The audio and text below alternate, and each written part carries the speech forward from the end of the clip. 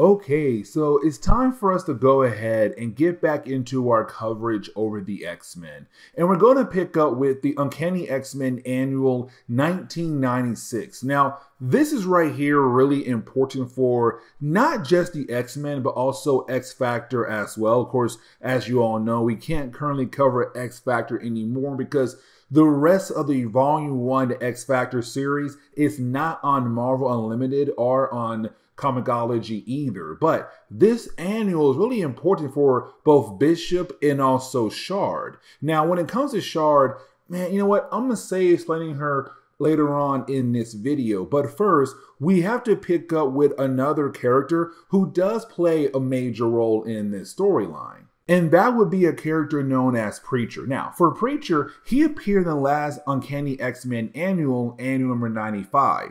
And when it came to Preacher, he had the ability to basically paint the future. So every single time he had a dream of the future, he was then able to paint it out. Now, he did move into the wilderness as a way to have some alone time, but to also have a different organization who's currently trying to chase after him. And so when it comes to Preacher, before he's able to leave this current location, he does paint out another mural. And when he does, he paints out the mural of Shard. Now, Shard is the younger sister of Bishop. And when it comes to Shard, she had died in the far future. But here comes the big catch though. You see, when it came to Bishop, he then found this hologram of Shard, where this hologram had stored all the different memories of Shard leading up to the moment that she had technically died. And so for a brief moment, Bishop did have his sister, but not in a physical form. Now, when it came to hologram, it did get damaged, but you didn't have Forge being able to work on it.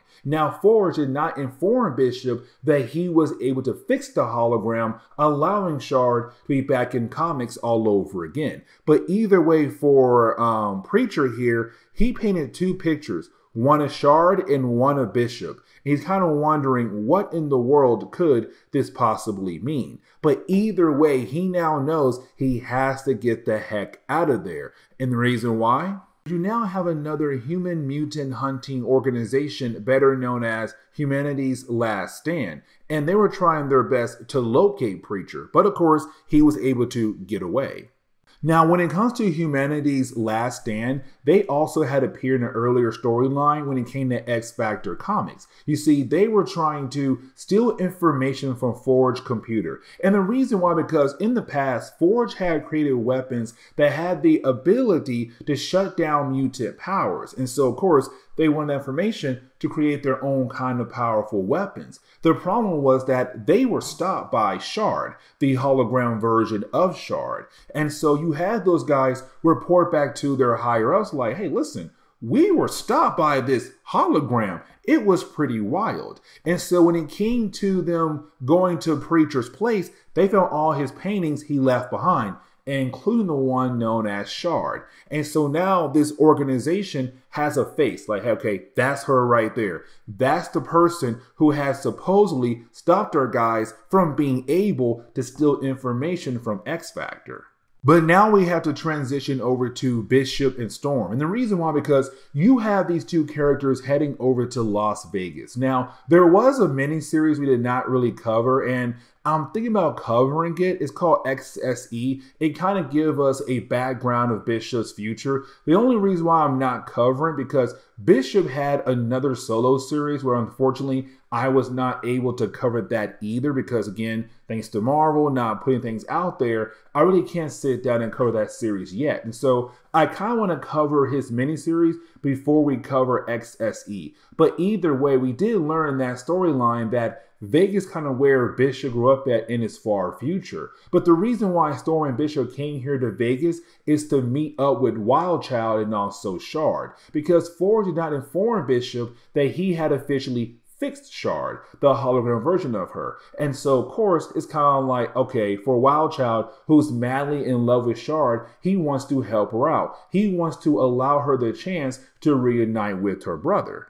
And really, when it comes to this meeting, it goes south very quickly. And the reason why, because for Shard, she knows her brother very well. Because for Bishop, he lost Shard twice technically. He lost the real form of her in the far future, but he also lost the hologram before when it got broken. Now, yes, Forge was able to fix it, but for Bishop, it's kind of like, what's the actual point of me trying to rebond with this hologram of my sister who is basically just holding on to old things from her mind, her past, her old memories? It's not fair for me to go through the process with the possibility of her dying again or losing her again. And so when they both arrive, for Shard, she wants to hug her brother, look him in his eyes, but for Bishop, he can't do it.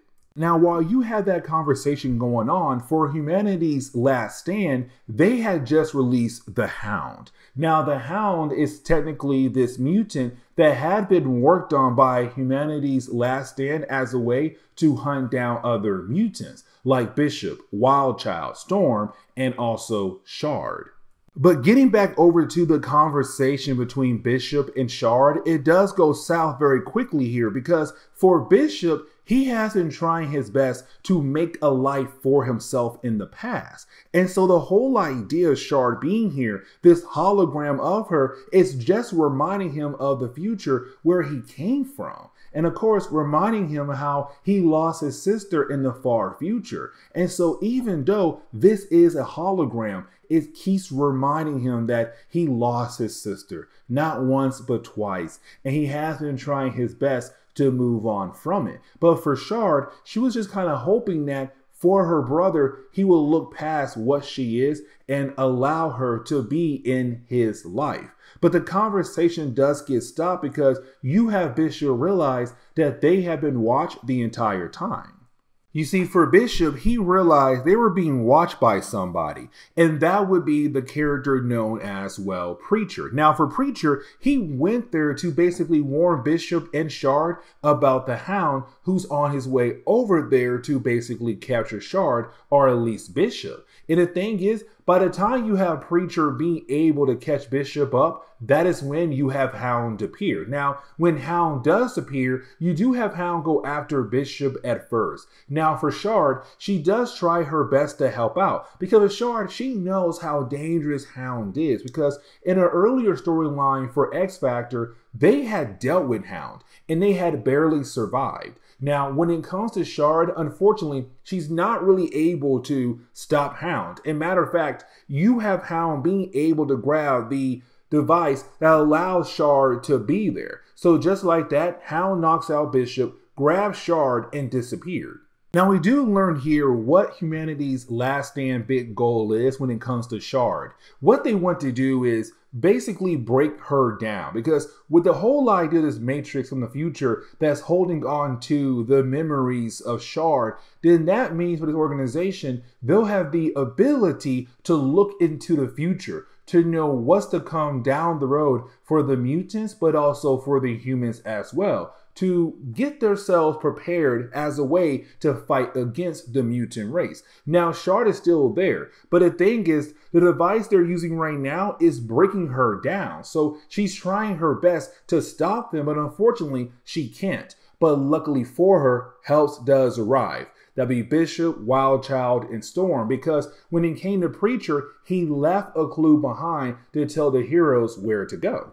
And so this kind of leads into us seeing our heroes fight against Hound. Now, while they're fighting against Hound, you also have Shard kind of trying to break free as well. Now, I'm going to go ahead and skip a few pages, but we get to the point where while you have our heroes fighting against Hound, you have Shard trying her best to destroy the projector that's basically holding her together at the moment. Because if she doesn't, the scientists at this facility will then be able to get away with her. And so for Shard, she knows she can't allow that to happen.